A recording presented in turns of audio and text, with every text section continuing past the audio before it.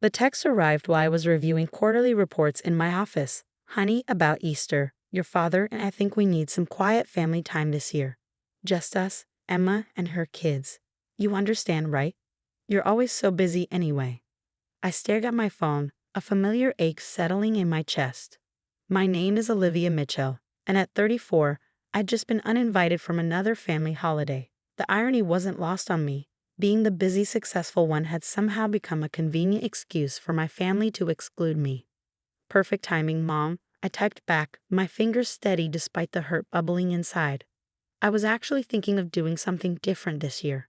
The response was immediate. Oh, good. You're not upset.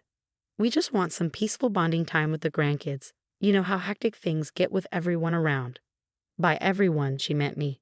Just me, because apparently my sister Emma's 3 hyperactive children under 10 qualified as peaceful, but my quiet presence was too disruptive. I set my phone down and turned to my computer, opening my saved folder labeled Someday. Inside was a collection of dream vacation spots I'd been cataloging for years. One particular destination caught my eye. A private villa in the Maldives, the kind of place that made Instagram influencers weep with envy. For years, I put off taking exotic vacations, always making sure I was available for family gatherings, always being the responsible one.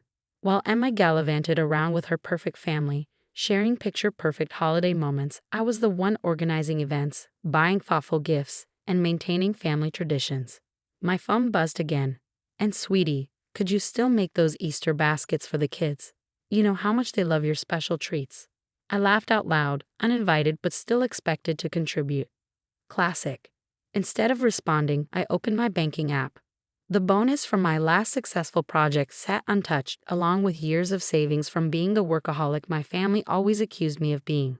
The Maldives Villa's booking page was still open in another tab, tempting me with images of crystal clear waters and pristine beaches. Sometimes, my therapist had told me just last week, the best response to being excluded is to create something better for yourself. I clicked Book Now. The confirmation email arrived just as another text from my mother popped up. Also, could you drop off the Easter ham on Saturday? I know you always get the good one from that special butcher. I sat back in my chair, a smile spreading across my face. For the first time in years, I felt lighter, almost giddy. I opened my calendar and began blocking off 3 weeks, one before Easter, Easter week, and 1 week after. Then I did something I'd never done before.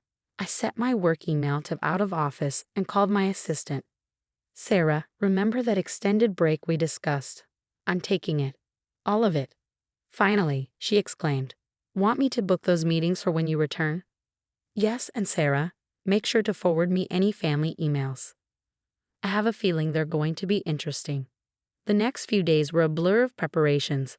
I bought a new wardrobe, not the practical business attire I usually wore, but flowing sundresses, elegant beachwear, and accessories that screamed luxury vacation.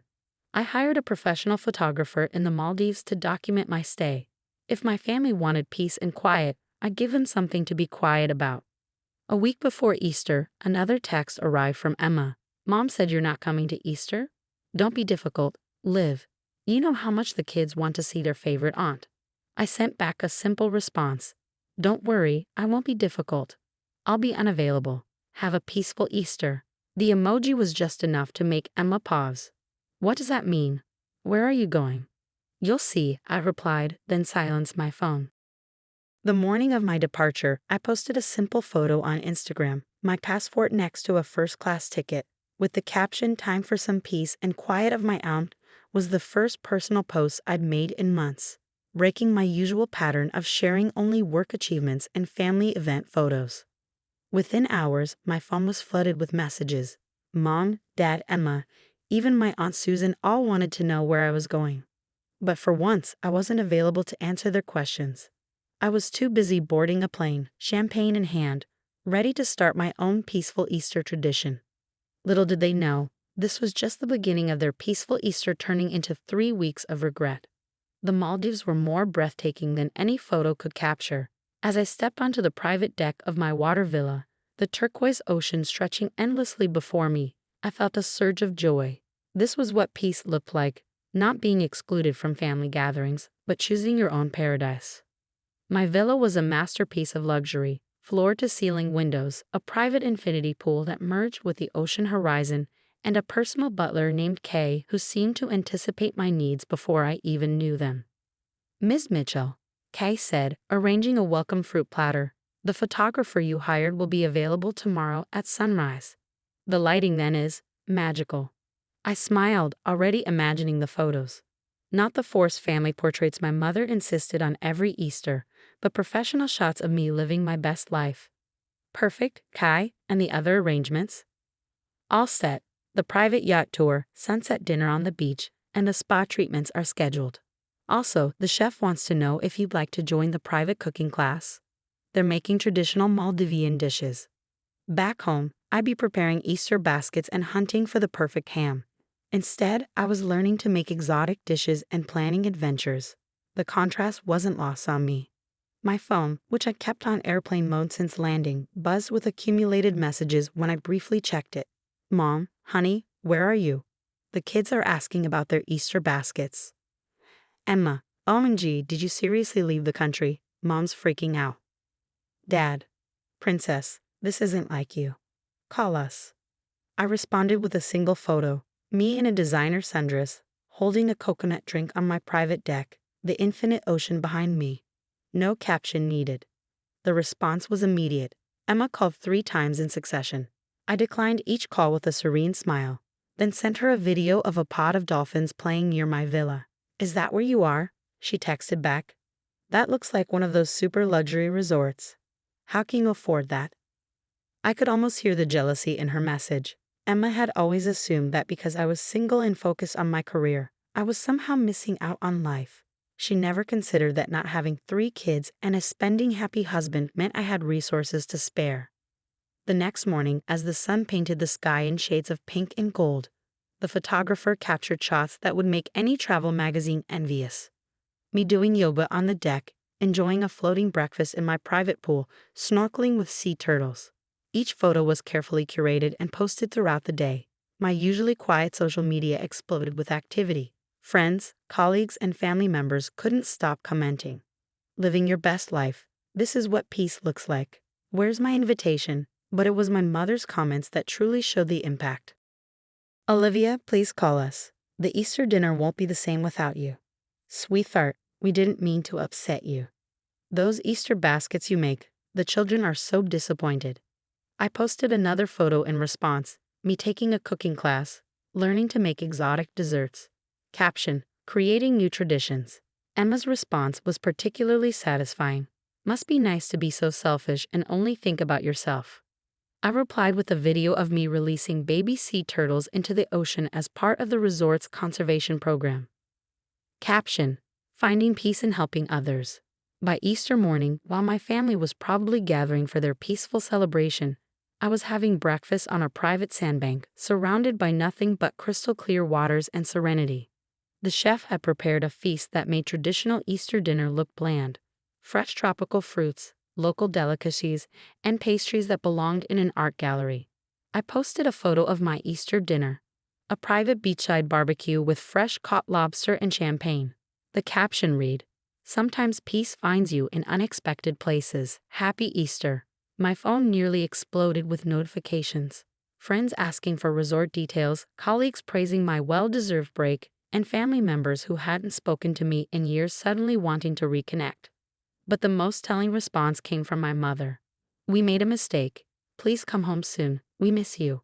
I took a sip of champagne and watched the sun set over the ocean. Going home soon. I was just getting started. This wasn't just a vacation.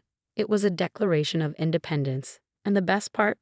My peaceful paradise was about to make their quiet Easter look like exactly what it was. A poor excuse to exclude someone who had always been there for them. Little did they know, the photos and videos I'd shared were just a taste of what was to come. The next 2 weeks would show them exactly what they'd missed out on, and more importantly, who they underestimated. The final 2 weeks of my Maldives getaway became a masterclass in living well. Each day, I shared carefully curated glimpses of paradise that made my family's peaceful Easter look increasingly disappointing in comparison. My sister Emma's passive-aggressive comment about selfishness particularly inspired me. I arranged to spend a day at the resort's Marine Conservation Center, helping with coral restoration and sea turtle rehabilitation. The photos of me in diving gear, helping marine biologists, sparked a new wave of admiration from my social network. "Never knew you were so passionate about marine life," commented my cousin Kate, who'd sided with my parents about the Easter exclusion. I responded with a video of me naming each sea turtle I'd helped, explaining their stories and rehabilitation journey. The resort's photographer captured it all, not just the glamorous moments, but the meaningful ones too. Me teaching local children English during a community outreach program, participating in beach cleanups, and learning about sustainable tourism. Each post was a subtle reminder that being busy and successful didn't make me the family disruption they'd painted me to be. Mom's texts became increasingly desperate. The kids barely touched their Easter baskets. They said they weren't the same. "Your father's ham was overcooked. You know he never gets it right without your help." Emma's youngest had a meltdown during Easter egg hunt. "You always knew how to calm her down."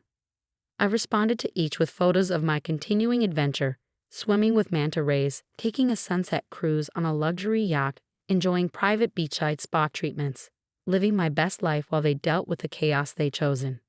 Then came the turning point. Emma posted a family photo from Easter dinner, everyone trying to smile but looking strained. Her caption read, "Family peace and quiet, missing some noise though." I waited until evening in the Maldives to respond. Mind you, they'd all be awake back home.